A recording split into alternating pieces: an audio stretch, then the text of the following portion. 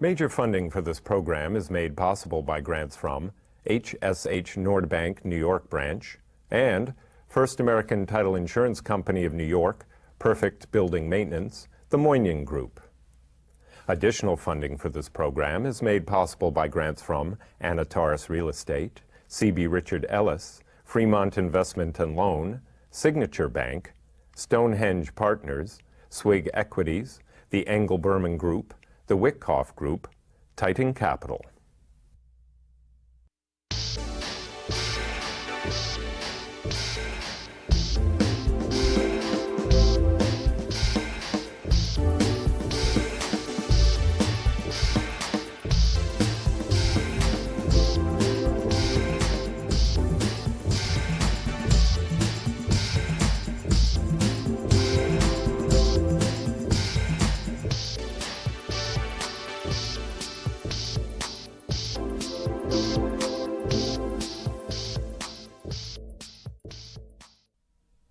"62 years ago, a kid was born in the Bronx. This kid has really grown over the 62 years. Person never thought he was going to be in the real estate business. But today he is the global chairman of brokerage for CB Richard Ellis. He is an owner of office buildings. He is a owner of residential buildings. And what else does a guy from the Bronx want to do? He's an owner and proprietor of certain restaurants. And I'm very happy today to have Steve Siegel with me. Thank you, Michael. It's nice to be here. So, you grew up in the Bronx, Vice Avenue, I think? Yes, Vice Avenue is right. Vice Avenue. And when you grew up at 11 years of age, which probably gave you good experience to get in the real estate business, you gave out leaflets. Yes, I did, for the World Book. I went door to door and on the buildings I could get into, was told to slip them under the door and keep a record of the buildings I went to so they could follow up with phone calls. And then you worked in the candy store? I did. I mean, kids, my viewers won't know what candy stores are, but... That's true, and I was going to say, I still make the best egg cream, and they probably don't know what that is anymore either, but I did for almost 3 years, every day after school and all day on Saturday. I used to stuff the newspapers. That's and it. Put them You out took at care of the night. New York Times. Absolutely. You put the sections in. Put all the sections in, the Daily News. There were a lot of newspapers in those days. The Daily Mirror, the Herald Tribune, a lot more than we have today. And then you were 16 and a half when you graduated James Monroe High School? No, it was 15 and a half. 15 and a half. And so you graduate James Monroe High School, and then you decide to follow the tradition of going to City College, right? That's Not correct. your father's tradition, which we'll get to. So you went to City College. Convent Avenue, yes. And then you got a job at an old line real estate company, Bing and Bing? Bing and Bing was a residential owner and property manager. They had some hotels, Hotel Dorset on 54th Street. They had at that time what are now some of the most highly coveted buildings on Park Avenue, including 1000 Park Avenue. I still remember to this day that Paul Newman leased apartment 9J in 1000 Park Avenue because he came to the office once to pay his rent, and it was like a terrifically exciting day for the office. And then subsequently you did something else. Then somebody called you or something, you had an opportunity to go to work for this brokerage firm, Cushman and Wakefield. Yes, I've forgotten their name. One of my co-workers at Bing and Bing left to go into the accounting department at Cushman and Wakefield, and subsequently called me to tell me there was an opening that I could interview for in the accounting department. And the only different problem would be I'd have to work full-time and switch to night school, but it was substantially more money in those days, and I did interview for the job, and I did end up going to work there. And then you transferred. Now you left City College and you went to Baruch. I transferred to Baruch at night. And so you were, now, you were working in the accounting department. I mean, your dad started in the garment center and then he was a union painter. I mean, you had no idea of what the real estate business, you had no idea what Cushman was doing over there. No, I had no concept of what I wanted to do. I just knew I had to work hard and make a living. That's what we were trained or brought up to do. So. Right, didn't you, I think the interesting thing, you told me when we met that your dad had 3 principles that you always live with. He said you have an obligation to put a roof over your family's head, food on the table, and clothes on their back. And no matter how many jobs you have to work to get that done, That's your responsibility. That's something he drummed into us from the earliest I can remember. So now you're 17 or 17 and a half. You're in the accounting department. You're no longer over there. And what happened? How do you leave the accounting department of Cushman and Wakefield to get involved with the brokerage or the listings business? Well, I spent, I guess I was a couple of years in the accounting department, made a number of close friends that are still my friends to this day, and one or more of them still at Cushman & Wakefield, who were older and transitioned out of the accounting department into the sales side of Cushman & Wakefield. And they were sort of like incentivizing me to consider it or to look at it. Eventually, I opted for that direction and asked if I could move into the sales department. The interim moves were credit and collection manager, and then for a year or so I was on what we called the listing desk at that time, non-computerized manual listings of all the properties in Manhattan. And that was sort of your infrastructure or training to eventually go into sales. And you told me that you got into sales and your first sale or your first commission check was $15.49? 85, $15.85. And I vowed never to cash it. I was going to keep it as a memento of my first deal, and within 2 or 3 days I needed the money and I had to cash the check. So what happens next? Here's Steve Siegel, growing up in the Bronx, getting into the real estate business, and subsequently, what do you know about New Jersey? I mean, Cushman & Wakefield wasn't who they were today, and you go out to New Jersey. What do you do in New Jersey for Cushman? Well, to kind of back up a little bit, I was my first brokerage or sales assignment was with somebody who specialized in the suburban markets, and he sent me around canvassing in Westchester, Connecticut, and New Jersey. And I began to work the New Jersey market. I sort of it had an appeal to me because of its diversity. It was industrial. It was just beginning to realize some office growth, and it just seemed to be a place where you had a lot of opportunities to do a lot of different things. So I began to work that market from New York. It was difficult. You go out for one meeting, you wasted a half a day, if not more. So I began to promote the idea of opening an office and having a physical location, with the idea that we could do some real online business if we were out there. I was fortunate. They bought into the concept, and in 1970 we opened an office. The first office that Cushman & Wakefield opened, not project related. So now, 1970, you're 26 years of age, and yes. you go out there and run this office. Yes, I was branch manager of the Cushman & Wakefield of New Jersey office. And you told me, which I think a lot of people, everybody loves the Jets and the Giants, and one of your assignments over there was to do what? I was co-negotiator with a gentleman from another firm. The firm was Alexander Summer Company, and the two of us were co-negotiators for the New Jersey Sports and Exposition Authority to acquire the land, which eventually became the Meadowlands Sports Complex. And our job was to try to do negotiated settlements before they had to resort to condemnation. It was a fascinating experience because there were some interesting people there. Did you have to follow up the land where Jimmy Hoffa was allegedly? There were some interesting people out there. I am convinced Hoffa's out there somewhere. We didn't find him, but now while you're at Cushman out there, you grow. You're 26, and you continue to grow in the development of Cushman, and you become like involved with all the branches. Well, what happened is Cushman & Wakefield was a wonderful place for someone to work. In those days, it was smaller, but it had a stellar reputation. It had been around since 1917, and they allowed you, it's kind of like a racehorse. They gave you a head, and if you could win the race, that was terrific.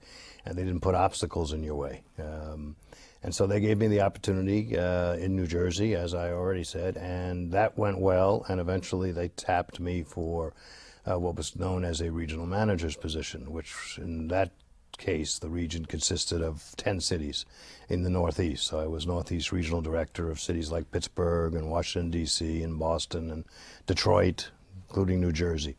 I opted to stay in New Jersey because New York City was not among the cities that I was responsible for.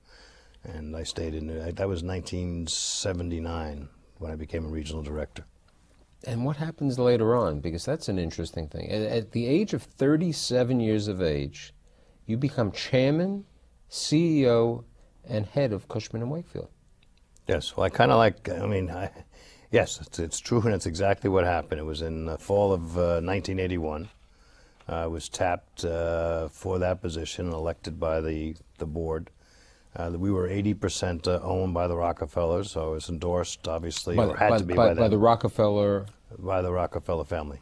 I guess Rock Center Inc. Was the operating entity. It owned Rockefeller Center, it owned us, and a bunch of other operating entities at that time. Development business as well. So I was tapped as much by them as I was by my peers at Cushman & Wakefield, and just past my 37th birthday, went into New York City and took over the operation of the company. It was a very exciting time. It was heady stuff. I like to think that I was perhaps picked because I stayed in New Jersey and I didn't antagonize anybody. So when they started to think of who's to be the next CEO, they said, "Hey, this guy doesn't bother anybody. Let's bring him in." Yeah, but how'd you come back to New York? I mean, you were on the other side of the river. I mean, after all those years, they allowed you to come over the bridge. You let me come back. My passport was in order, and I was able to get through. Actually, I went through the tunnel, so it was okay. You went through the tunnel. Now, what happens then?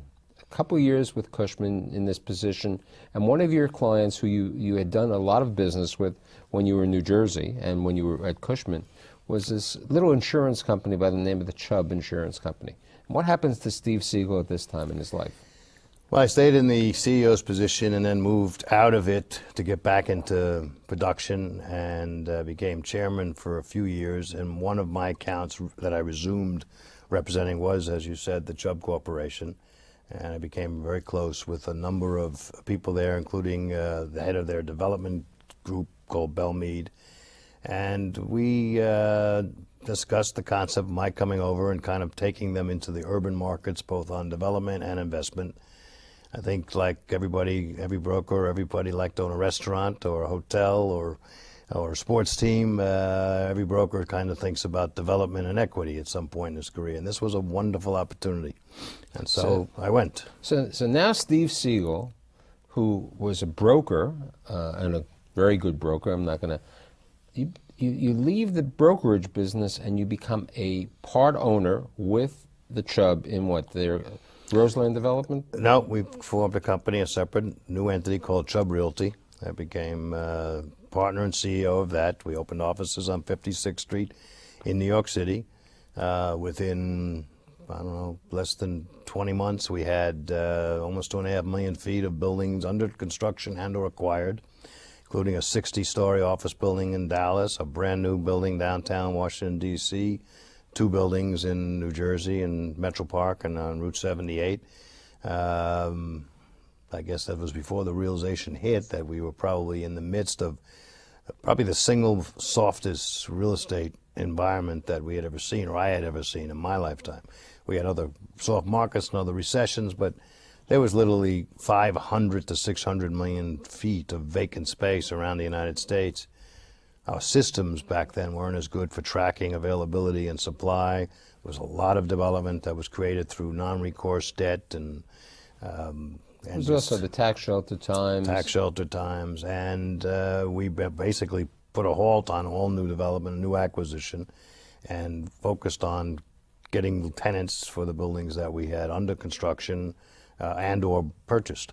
So it ceased to become the opportunity, at least, that it appeared to be. I kind of characterized it once as I won the lottery with this transaction, and the check wasn't signed. It was just 5 years earlier or 5 years later. It was a spectacular partnership, and they were as honorable as anybody I've ever done business with in fulfilling every commitment they made. They were as good a partner as you could have found. It was just the wrong time. So what years of was this? I went there in late '89 and stayed until early '92 when I left. I used to get a call once a month during that time because you said I was a broker and now became a developer. Once a month I'd get a call from Ed Gordon, reminding me that I was a broker trying to do development and saying, when are you going to give it up and come back into the brokerage business? And I ultimately did that. So you joined the legendary Edward S. Gordon. Yes. And you become the president at that time of Edward S. Gordon. Yes. And with the idea that I would take over the company, which was primarily a local New York-based firm with an expanding reputation, doing high-level strategic transactions, and I would take that concept, grow it, and in New York City, and take it outside of New York City. At least that was the discussions with Eddie. And each time I grew it a little bit, every Christmas he'd announce how we're not going to grow anymore. I know Steve wants to do that. Finally, after 2 or 3 years of those announcements, I followed him on the podium and said, "No, Eddie, we are going to keep growing. Don't worry about it." I had a plaque printed up which said, "You can't shrink to greatness." And we continued our growth over the next 7 or 8 years. Now, but Steve Siegel always liked doing other things. I mean, you told me before that 29 years ago, you went into the restaurant business, which restaurant you still own today. Yes, it's a restaurant we're very proud of on 9th and University called the Knickerbocker. It has piano and bass 4 or 5 nights a week. We have wonderful food. It's a great environment, and to survive that long in the restaurant business in New York City is a unique feat. And then also you bought a building or a property on 23rd and Park Avenue South during this period of time. But you really weren't getting, you were more on the brokerage. And then it's 2000, I think it was 2000 you mentioned, and you must have loved the Beatles because you created with a couple of friends Abbey Road. Yeah, well, we had I'm not sure it's the Beatles or how old we all were, but yes, 2 clients of mine took early retirement from institutions that they worked for, and we had a series of lunches and dinners, like, what are you going to do next kind of thing. They were both still in their 50s, and we formed this company called Abbey Road, which is based in Westport, Connecticut. Hired a full-time operator, day-to-day operator, who put his sweat equity into it, became a partner as well, and ultimately 5 of us formed this firm, and it now has several million square feet under asset management. And what type of buildings? Office buildings. 95% of them are office buildings. There's one exception that's a retail / residential building in Westport. It mainly was bought for the retail component, and there's some apartments above. But every other building is office. They're in Boston, Norwalk, Connecticut, to Glastonbury, Secaucus, New Jersey, Greenwich. We have buildings all over. And before we get to the residential, since you love the restaurant business, I think it was 2001, because I know you had offered me the opportunity, but I can tell, my wife said to me, if you invest in the restaurant with Arnold and Steve, it'll be a failure. If you don't invest, it'll be a success. Well, your wife was right. It was a success. I don't know if she would have been right if you invested that it wouldn't have happened, but. So you and a consortium, as I joke to say, I remember being at an event. It was like you and the producers, Max Bialystock, put together this consortium. And Steve Siegel, the kid from the Bronx, with his friend Arnold Penna and Scotto, by the name of P.J. Clark's. Yeah, well, we bought it out of bankruptcy. Arnold was terrific. His energy, he just got caught up in this and loved the idea. And where else could he have his own? Well, that's true. He has his own table. He has everything. But the beautiful thing about it is Phil Scotti is really the guy who had the vision to restore it.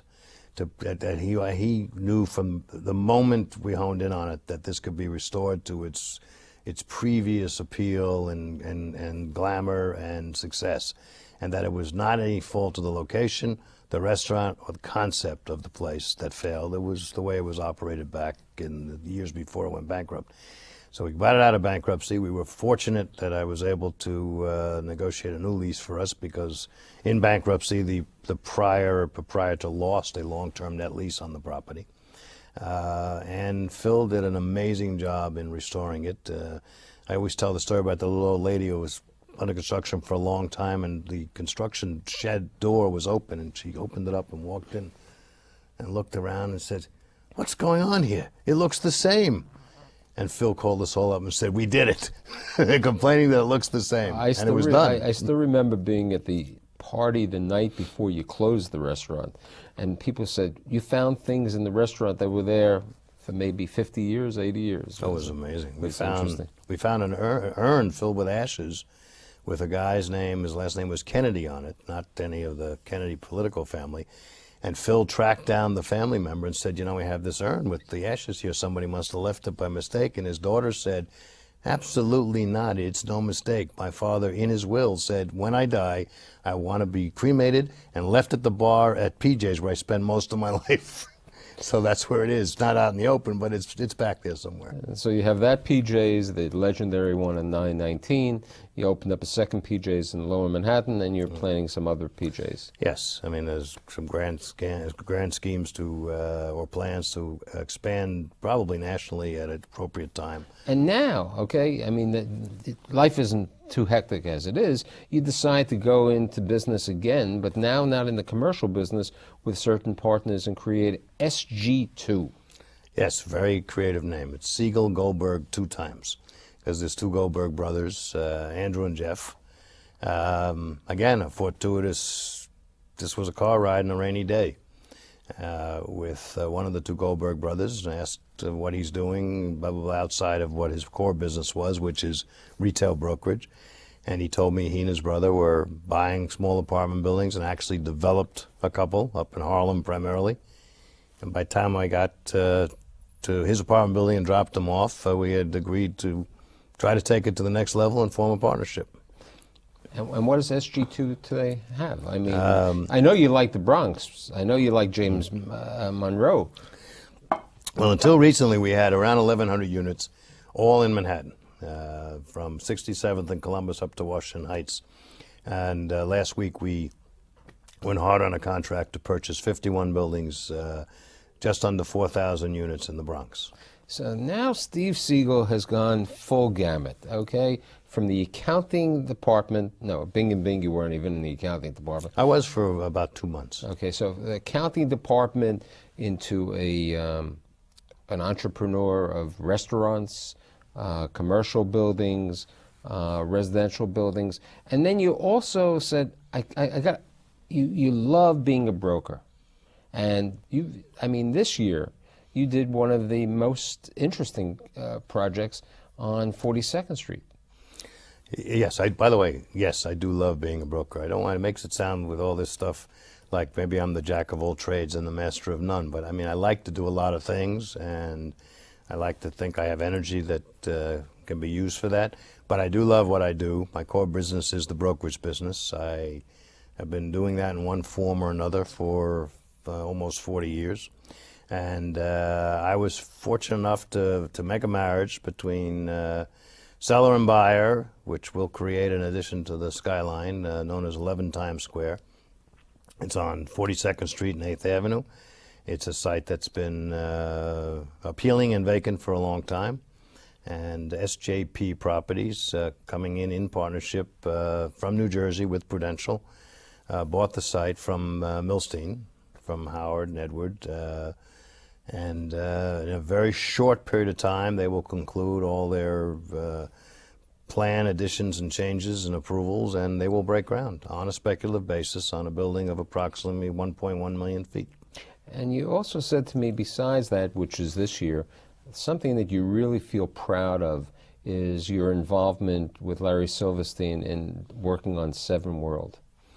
Yes, I mean, to be part of the rebuilding of the World Trade Center, which I have watched and been involved in the trials, tribulations, and efforts of Larry to accomplish this feat is something we're very proud of. We've contributed as much as he's asked, and hopefully he finds it of value, but our participation in it has been very meaningful to us. We now have 7, which was quote-unquote a verbal football for politicians in this city for a while about it being empty, it's overpriced, it's this, it's that, none of which it was. It was just being positioned, and downtown needed to enjoy its renaissance, which it's now doing. And we now have the building more than half leased, with activity on a good portion of the balance. The rest of the project is reality, as it should be. It shouldn't be residential, it shouldn't be mixed use, it shouldn't be hotels, it should be office. We don't have enough as it is. Even if you did a modest assessment of what's going on in Manhattan and you look at all the sites that might be available for development, compared to the whole inventory, it's a nominal amount of office space. Now, you told me, you know, in the brokerage and the real estate business, you and I have met many interesting people. But one person that you told me that you're working with today is the infamous Donald Trump. Yeah, I think he's fascinating. He's very bright. He deserves his success. I mean, whether you love him or don't, that's your prerogative. That's everybody's prerogative. It's the prerogative for me and or for you. But this man is creative. He's got also unbelievable energy, and when he wants to get something done, he's relentless. Now, you had also said to me something which is interesting. People like to give back, and you said that one thing that you wish you could do is, you do give back, but I just want that quote that you said. Oh, I said, wished I could earn more money so I'd have more to give away. I envy people like Bill Gates and Warren Buffett, and people have enormous sums of money and can make a noticeable impact and difference and change the world for the better. And I envy those who do it, and I resent those who don't. And they kind of covet their money and just use it for their own self-worth. But I think you've done a lot yourself for the community and everything else. But you know, you told me a great comment the other day.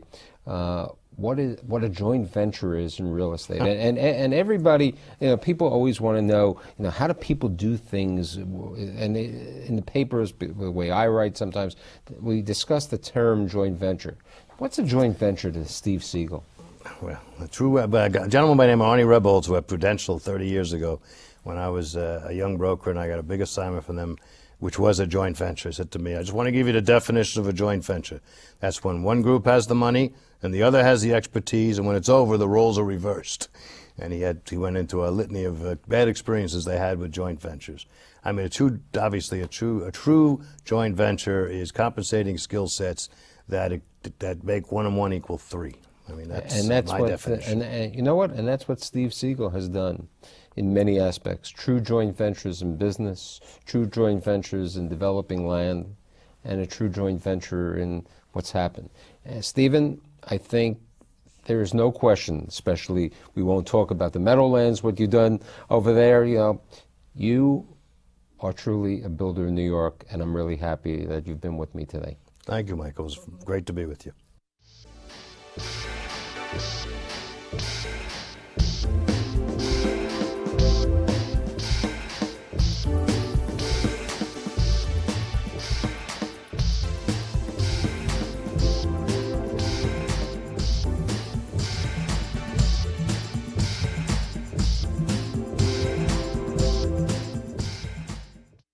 Major funding for this program is made possible by grants from HSH Nordbank New York branch and First American Title Insurance Company of New York, Perfect Building Maintenance, the Moynihan Group. Additional funding for this program is made possible by grants from Anataris Real Estate, CB Richard Ellis, Fremont Investment and Loan, Signature Bank, Stonehenge Partners, Swig Equities, the Engel Berman Group, the Wickoff Group, Titan Capital.